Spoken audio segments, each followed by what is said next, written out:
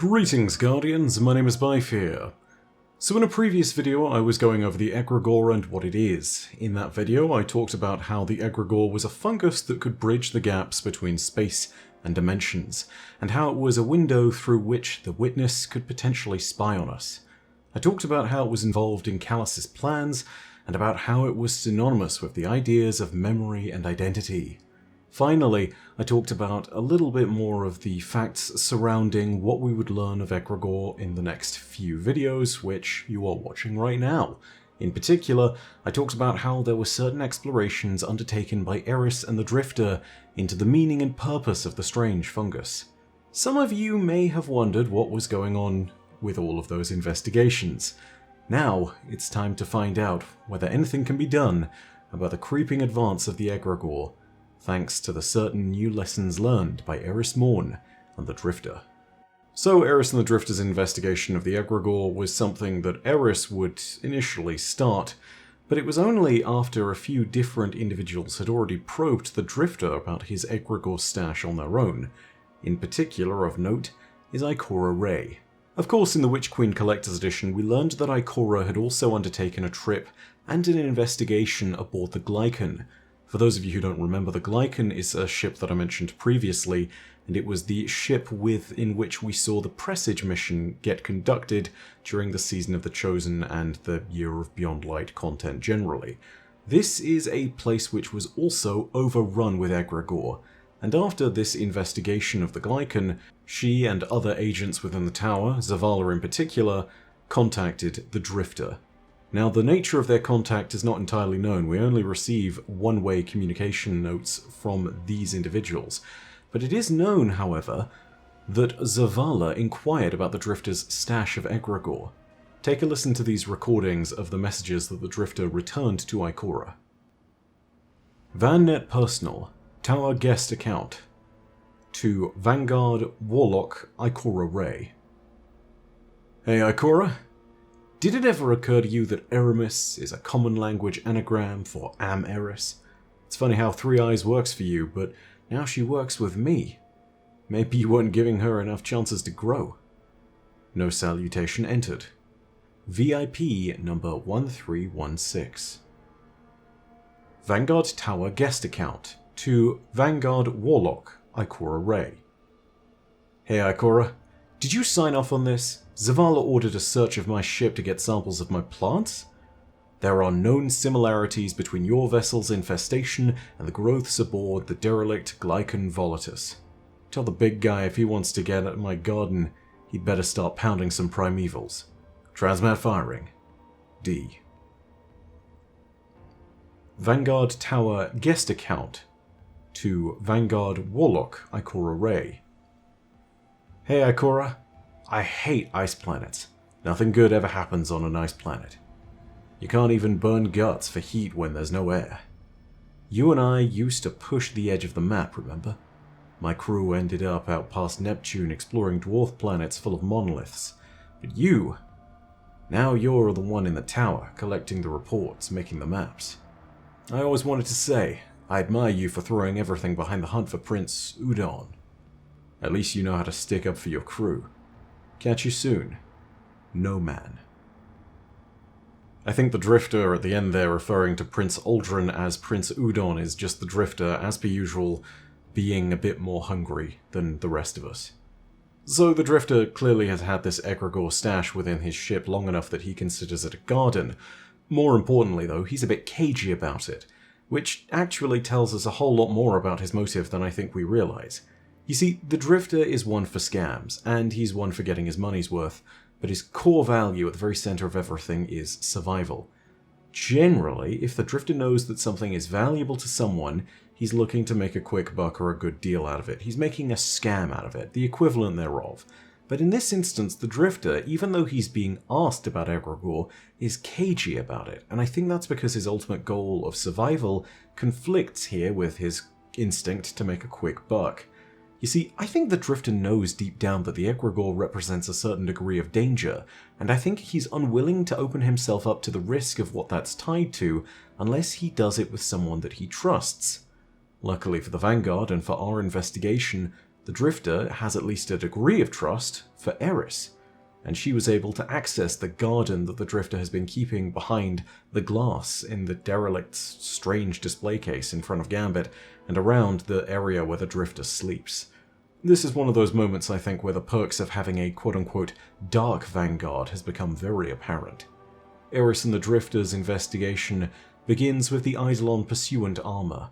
The first part of their investigation unfolds like this.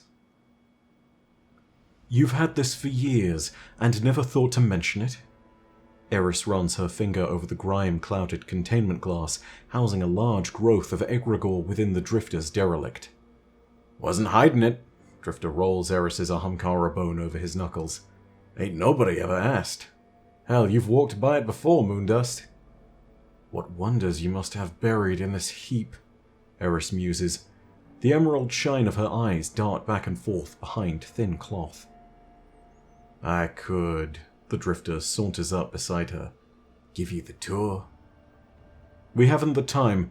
Tell me, what have you learned from this egregore sample? Drifter wrinkles his face and looks up to the massive contained growth. Eris massages annoyance from her brow. She sees the playful coyness in his eyes, the hidden information he holds as bargain for some trade. Do you at least remember where you found it? Sister, you don't want to know. Eris locks her eyes onto the Drifter's face. He staggers back awkwardly and shrugs.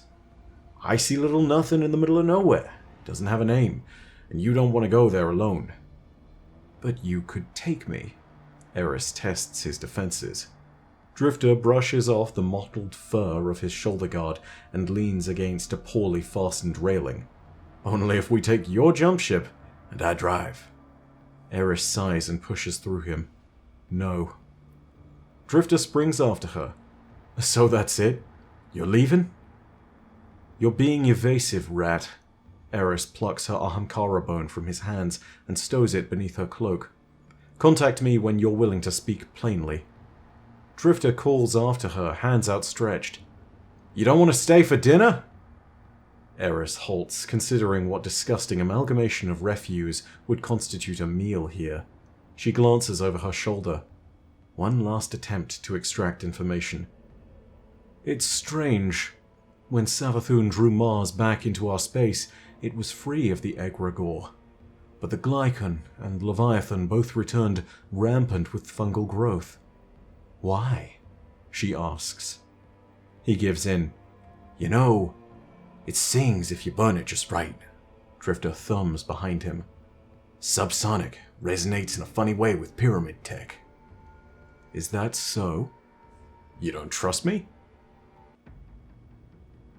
Okay, so this isn't the first time it's been brought up, and it definitely won't be the last by the looks of things, but I think it's worth remembering that the Drifter went out to an icy planetoid beyond the Kuiper Belt, or in the Kuiper Belt, or at least beyond Neptune, which was filled with structures and creatures that were radiating the energy of darkness. The creatures in particular were actually strong enough in dark energy that they were able to drain the light from several of the Drifter's light-bearing crew and disable their ghosts. The cold of the world would then easily kill each of them off, where normally they would be killed and then would resurrect with the light. If this is the same world that the Drifter's talking about, then perhaps it's no wonder that the egregore was found there after all. This is all coincidence, of course, and it might not be the same planet, but given its link to darkness, I rate it as a far more likely possibility than most. But then again, we have no tangible link to confirm any of this. Still makes me wonder if we'll go there in the end. Eris, however, did pick up on the Drifter telling her that the egregore resonates with the psychic resonance of pyramid technology.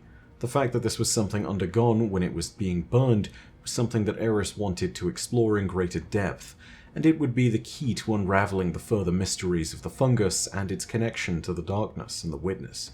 As a result, the two would travel with an egregore sample to the Pyramid Ziggurat on Europa, near where Elsie Bray had set up camp, the place where we communed with the pyramid and learned the power of stasis.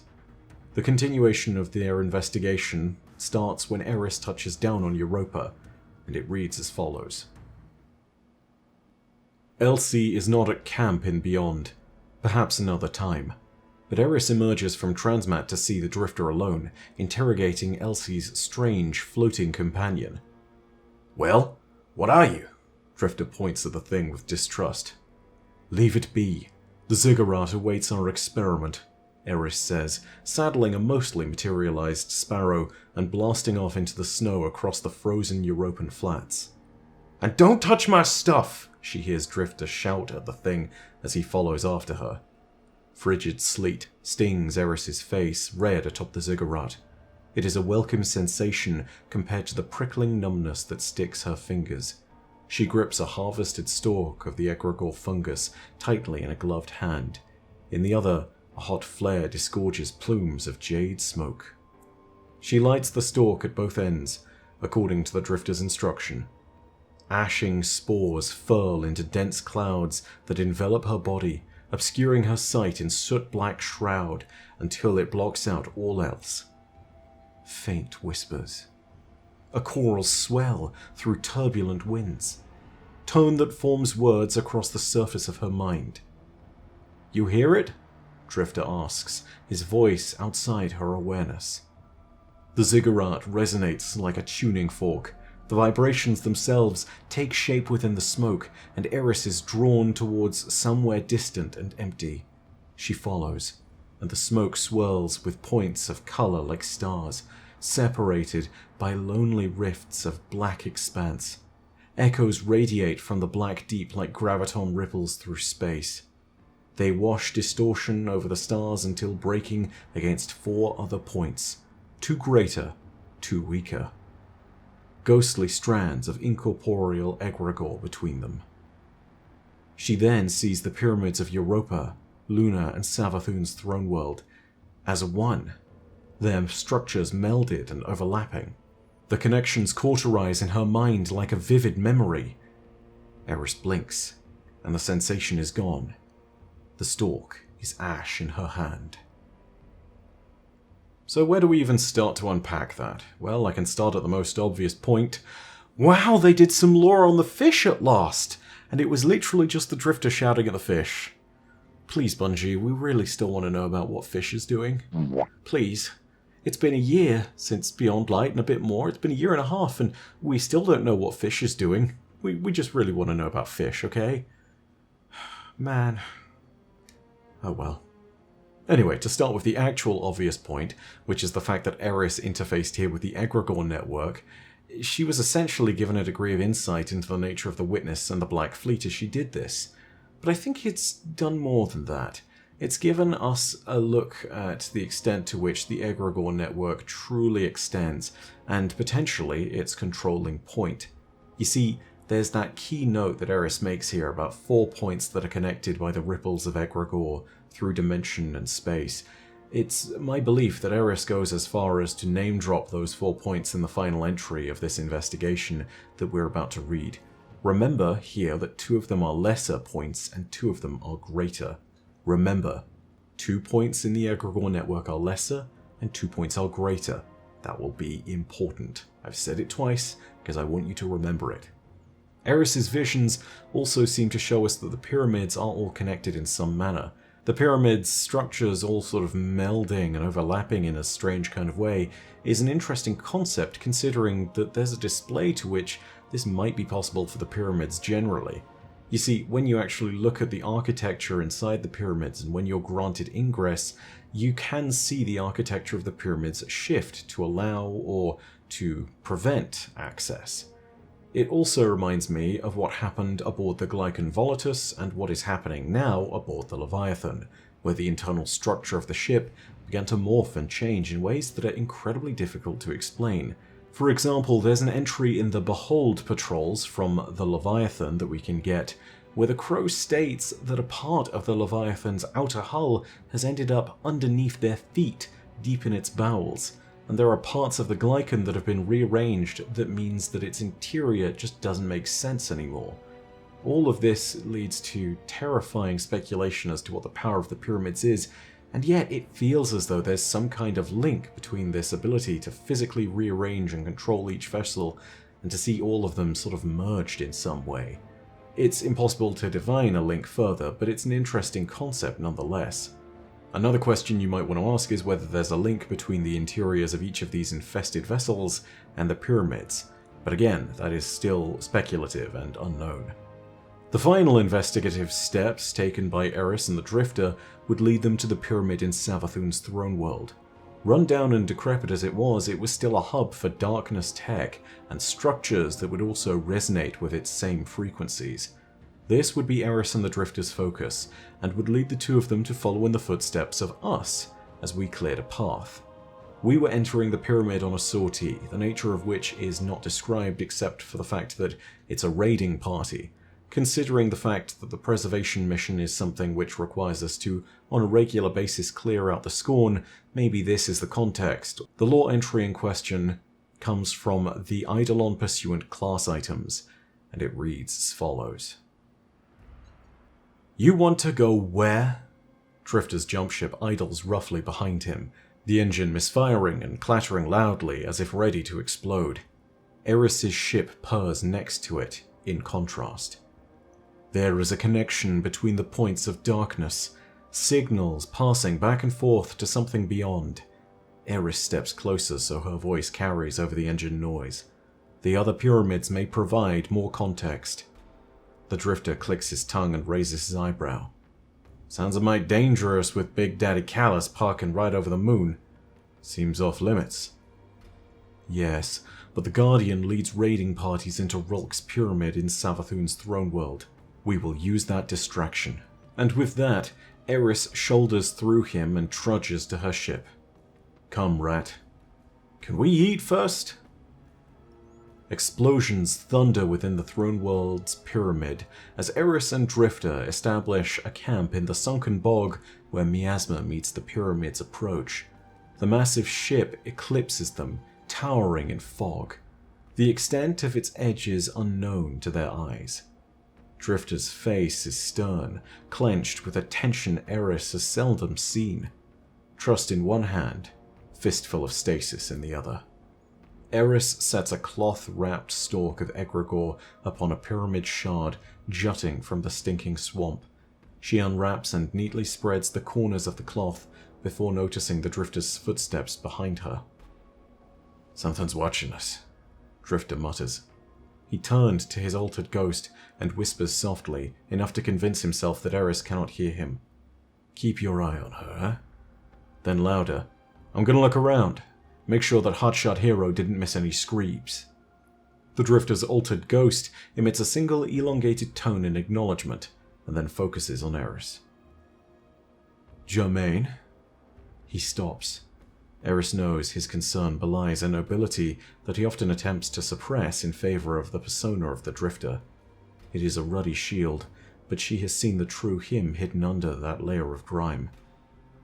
May I have a light? You got it. He discharges a solar round from his trust that sparks on the pyramid floor and ignites the egregore stalk. Back in a flash. Eris watches him disappear into the swamp, then focuses on the pluming egregore. Eris sits exhausted on a warm cushion of dirt.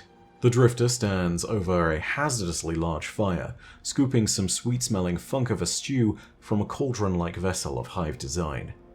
Her face scrunches as he places a chunky bowl of thick greyish-brown pottage in her hands. What do you find? Drifter asks, slurping from his bowl. Eris tests the temperature and flavor of his food against her lips. It is something like the stinking brined cheeses Ikora had given her on her last visit to the city, but with earthy depth beneath. Her face curls, and she opts instead for conversation. I was right. They are connected.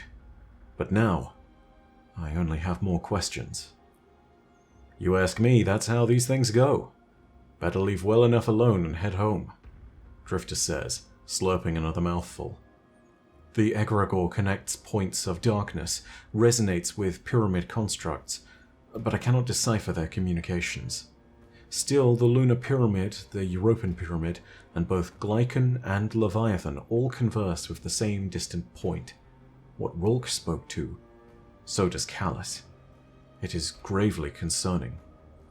Wild, Drifter says with a whistle. He shakes his head and looks at her full bowl. You gonna eat that? Eris wonders if he heard her correctly, but knows repeating herself is an exercise in futility. What is this exactly? Pretty damn tasty is what it is. First time I got it right. Thought you'd appreciate someone cooking for you since you, you're awful at it. Rat, what are you feeding me? She remembers his hunt earlier in the day, and her stomach turns. Eris stares at the drifter, mouth agape in a half-heaved gag, her thoughts racing over the things he's claimed to have consumed. You cooked me rotten screebs? What? Drifter chokes on the stew and coughs. I wouldn't feed you that crap, Moondust. He laughs. You never had crawdad stew? He holds the bowl to his lips. Or a close cousin to it, he adds under his breath. Little swamp shrimps, you dig? It's a delicacy. Eris reels her imagination in, takes a breath and sips the broth without taking her eyes from the drifter. The liquid fills her crumpled stomach with hearty warmth. She feels her stress melt away. The stew's flavor is far more pleasing than its smell. She smiles and drinks again. Thank you. It is good. I guess after you've eaten God knows how many things, you've got to know a thing or two about cooking food. But still, let's just be glad that the drifter didn't feed Eris any rotten screebs. I think it's clear, thanks to the investigations here, that we can learn two more important things. The egregore binds darkness-infused structures together through intangible psychic links. These structures are all communicating with each other, and the structures that were mentioned, those two lesser and two greater points, are also pointed out here, I believe, in this entry. The Europan and Lunar Pyramids, I believe, are the two greater points that Eris discussed, and the Glycon and Leviathan are the two lesser points that Eris discussed. This matters because all of these structures connect to a distant point, which both Rulk and Callus were in constant communication with, a point that seems as though it's the nexus in the entire network of communications that the egregore has built. It is my belief that this is where the witness lies, at the heart of this network of threads, like a spider sitting at the center of its web. If this is so, then we should fear for all those who've come into contact with egregore, but perhaps more importantly, we should fear its ability to spread. Egregore now infests the helm, and has only grown more and more prominent each week, as it emanates from the Crown of Sorrow. If the witness can see through the spores, then our top secret base of operations aboard this helm, the mobile command center that it's become, might in fact be subject to a slow, vile infiltration of sorts. But this, astoundingly, is not where our story ends, because I don't think it's just communication that can travel along the egregore's different lines. There is one more video I need to make about the egregore this season, and in particular I need to talk about how Callus has potentially got a grander design behind all of this. This is going to be the conversation of our final video in this series talking about egregore, where we are going to discuss and guess at Callus's plans for the Leviathan, the Lunar Pyramid, and himself. But that's all from me for now. If you enjoyed the video, go ahead and leave a like, and remember, of course, that you can also leave any thoughts of your own down below in the comments section. If you want more Destiny lore content, go ahead and hit subscribe, and the bell next to subscribe to turn on those email notifications. And thank you so much for all the interest this season around all these interesting topics. It's a weird season for certain when it comes to the deeper bits of lore bubbling up to the surface so immediately and so relevantly. But I promise, for those of you who are interested, and for those of you who do look into this deeper set of story circumstances, you'll start to see the patterns trending very easily, and it's a very exciting place to be. Of course though, know that your viewership is quite enough for me, and that in the meantime, my name is Bife. Rodacia ad Astra. I'll see you, Starside.